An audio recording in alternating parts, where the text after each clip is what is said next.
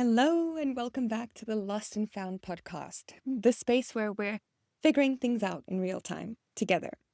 I'm your host, Carmen Vit, and today for me is an extra special episode because of a few things. I've had an insane week, and I'm just so filled with gratitude. The podcast is only 3 weeks old, and it's already ranking in the self improvement category. It's top 20 in South Africa, top 5 in Turks and Caicos, which is so random, but shout out to Turks and Caicos, top 50 in Denmark, top 60 in Argentina, and I think something like top 120 in the UK and in Germany. And honestly, I'm just so blown away. When I started the podcast, I had no idea what the reaction would be.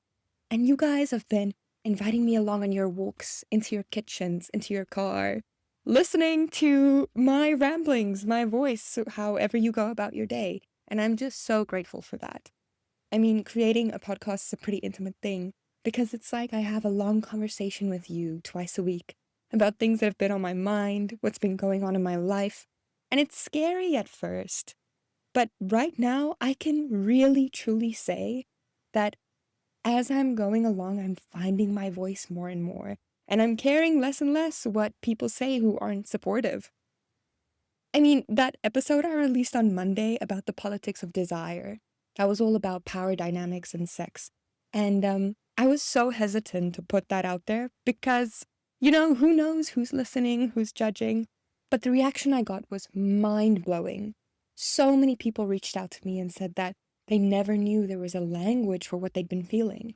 They were saying stuff like they feel less alone after having listened to that podcast episode because now they know that other people are talking about this stuff too. And that feeling, that kind of feedback, that's exactly why I started this podcast.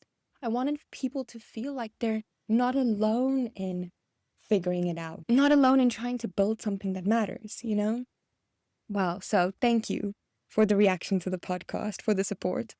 And in other news, if you've been following my social media, I'm sure you heard that my book is officially available for pre-order on Amazon Kindle, which is just insane. I can't believe it. It's called Untethered, A Beginner's Guide to Solo Travel, and it's part handbook, part workbook, part travel memoir / love letter to the open road.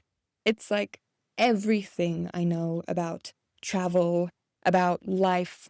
My heart and soul went into that book. It's 110 pages filled with super practical advice like what to pack, how to stay safe, money habits, how to pick a hostel etiquette, how to make friends. I mean, I even talk about dating in foreign countries, and I tell some slightly unhinged stories. You'll also find a few journal prompts to anchor your journey and just help you get clear about what it is that you want from this solo travel experience. This is definitely not a book on how to escape your life. It's a book on how to expand it and how to remember the kind of person you've always wanted to be. So you can check out the preview and read the contents page and the intro chapter on my website. I'll leave the link in the show notes. Or you can go pre-order it directly on Amazon for $9.99 and it will be delivered directly to your Kindle or reading device this Sunday, June 29. That's when it goes live, the day after my birthday. So please consider it my gift to you. Otherwise, if you don't have a Kindle, you can also buy the book as a PDF on my website, but sales for that will only go live on Sunday, on the 29th. So you can't pre-order the PDF. You can just buy it directly on Sunday, or you can pre-order it on Kindle right now. Anyway, okay. So as you can see, big things have been going on for me. I had a bunch of projects up in the air for a while, and now everything is happening. Things are launching, and I feel like stuff I've been dreaming about for a really long time are coming to fruition.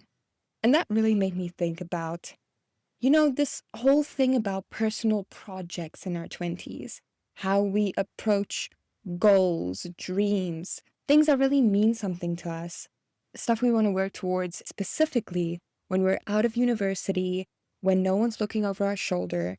And right now I'm talking about personal projects, goals. So not your daily work life where your boss is checking up on you, but things that you want to do for yourself. What type of follow through do we have for those personal projects? When no teacher, no boss, no parent is looking over your shoulder and telling you what to do. It's all on you. How do we develop follow through for that? How do we keep the promises we make to ourselves and really honor these dreams, these goals? Maybe you want to build a website or start a blog, learn a language, learn a sport, write a book, plan a trip, something. And when you start, it's so exciting and the momentum is there. But after a while, that momentum dwindles and the excitement inevitably fades when life gets in the way. I know. I see you. I get it, that feeling of being so sick, of starting over, of quietly feeling disappointed in yourself because you've abandoned yet another project you said was important to you. I get it, and I'm not here to give you the advice that everyone on the internet is giving you. We all know that we have to focus on small habits, celebrate progress, and have an accountability partner, push through even when we don't have motivation. I mean, we've heard all that stuff. And honestly, I call bullshit. If those things worked, you wouldn't be listening to this podcast episode right now. Okay, wait, no. Let me rephrase. They do work if we do them, but most people aren't doing them. So the advice we actually need is either how to do the things we know work or get other things that might work differently. So I'm going to give you some unconventional tips on how to follow through on personal projects in your 20s or at any age when you have no deadline, when no one is looking over your shoulder. My number one tip is do the fun thing first, not the hard thing. And here I'm specifically talking about your day, your schedule. When you do the thing in the morning that you love, that project that you're so excited about, the one that really lights you up and gets you going, the one you can't stop thinking about. When you do that thing that you love so much, first thing in the morning, not only is it going to make you feel super accomplished because you did something for you, for your dreams, not for your boss or anybody else. You prioritized your success before you let the world in. That's going to make you feel really proud of yourself. Maybe that isn't something traditionally seen as creative. Maybe it's going to the gym. If you love working out, do it first thing in the morning. If you love reading, read a fiction book when you wake up. Wake up an hour earlier and just read your book, read poetry before you start your day. It doesn't necessarily have to be working towards a project. It can literally be anything you love that has nothing to do with productivity, but everything to do with what makes you feel like you're showing up for yourself, you're prioritizing your own joy, and you're not letting other factors impinge on your calendar. Your dreams, your happiness have to have top real estate in your calendar.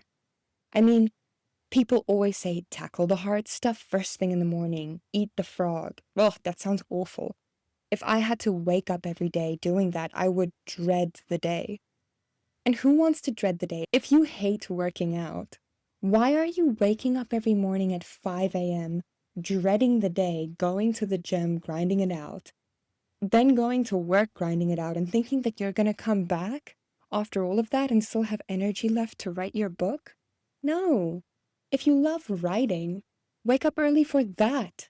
Prioritize what you love, and then you'll have that momentum, that creative energy, and that feeling of being proud of yourself, joyful that you prioritized what you love.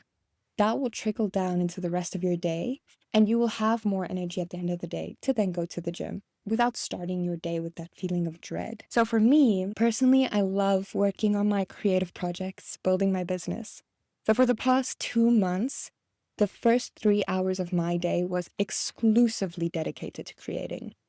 And sometimes that looked like sitting and writing my book.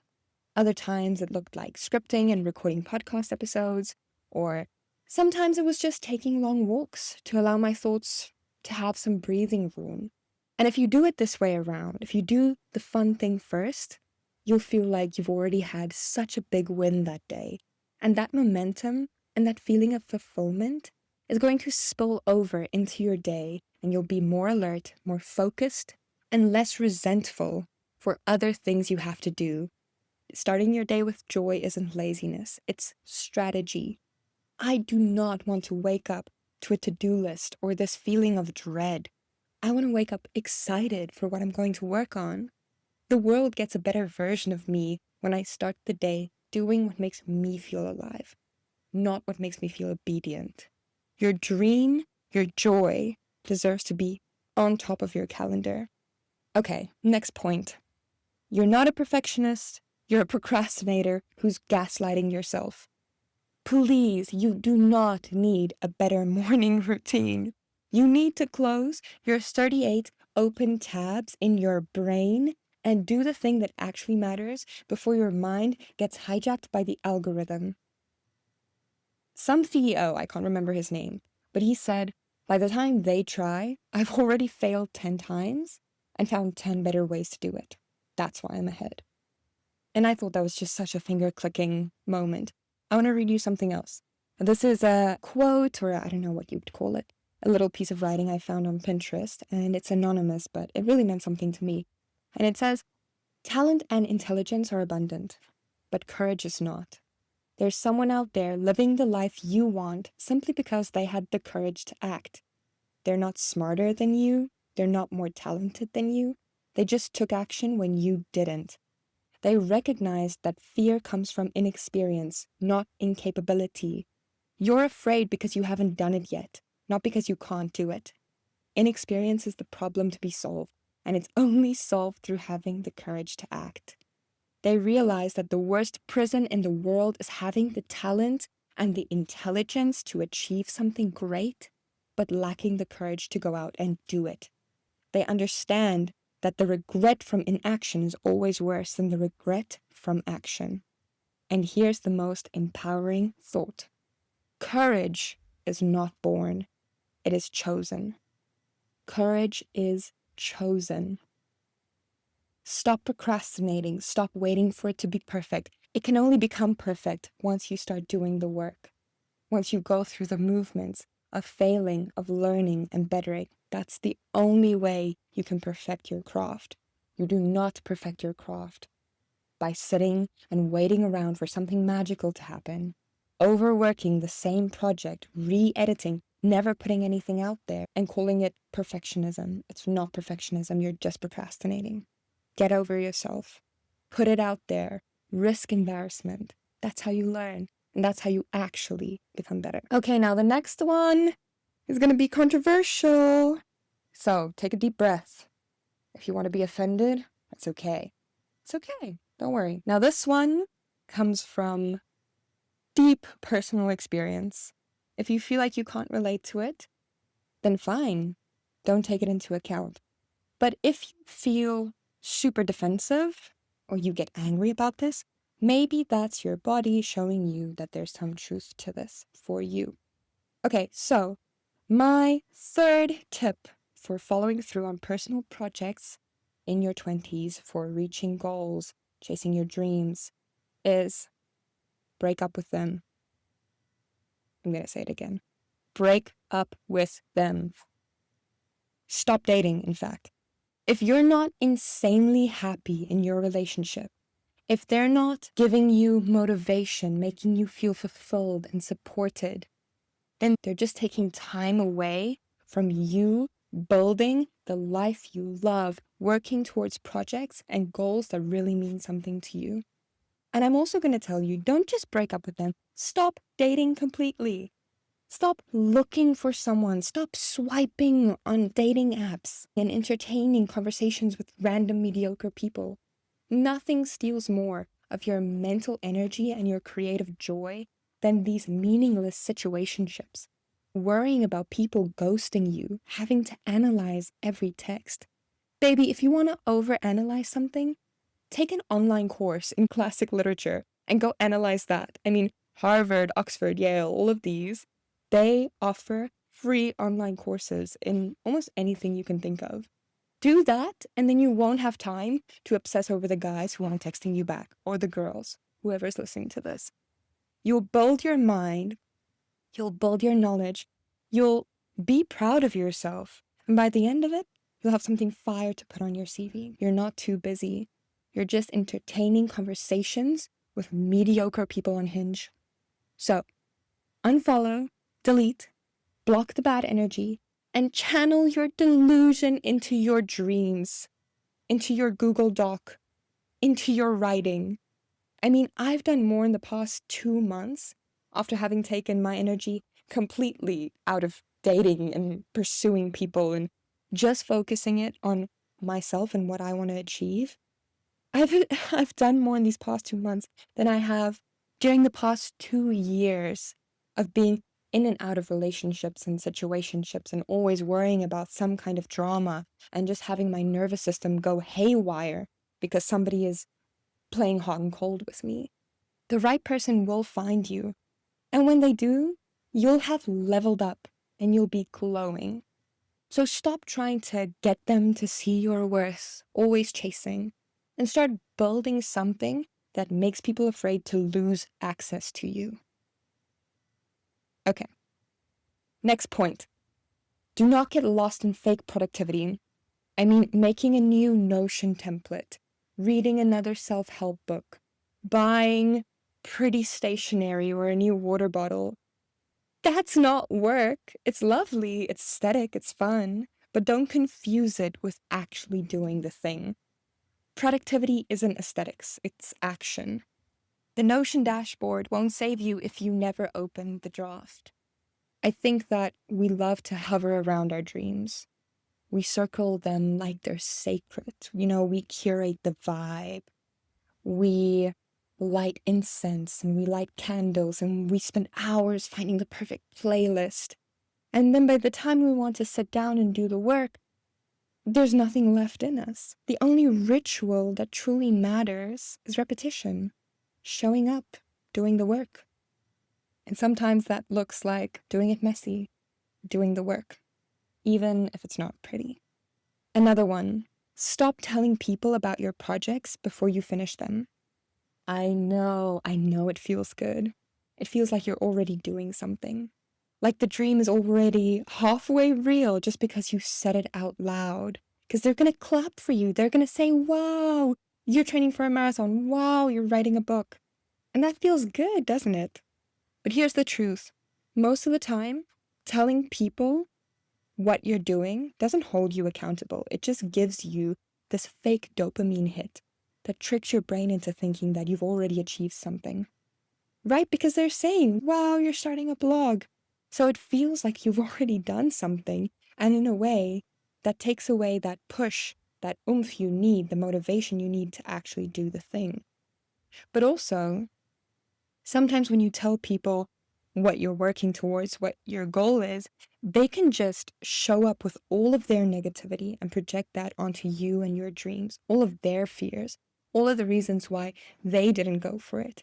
They're going to tell you these things that will make you scared and maybe hold you back from actually doing the thing you want to do. So do it in silence. If you're constantly telling people about your plans and never working towards it, that's just a performance of progress. That's not progress. And if you're not careful, you'll waste all of your creative energy explaining what you're going to do instead of doing it. Please know this. You do not need applause for your potential. You need silence for your process.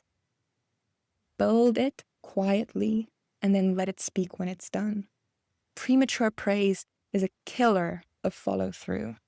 And what we want to do is clap for ourselves when we show up every day and do the little things that get us closer to the big goal. Okay, last one. And this is probably the most important. Balance is the ultimate productivity hack. Burnout is not the recipe for success. You're allowed to build something from a place of joy and health. In fact, I think your happiest, healthiest self will probably also be the one who's doing the best work. Because there's a big difference between doing the work and romanticizing the grind. Doing the work that you care about makes you feel fulfilled. It makes you feel proud and energized for everything else you need to do.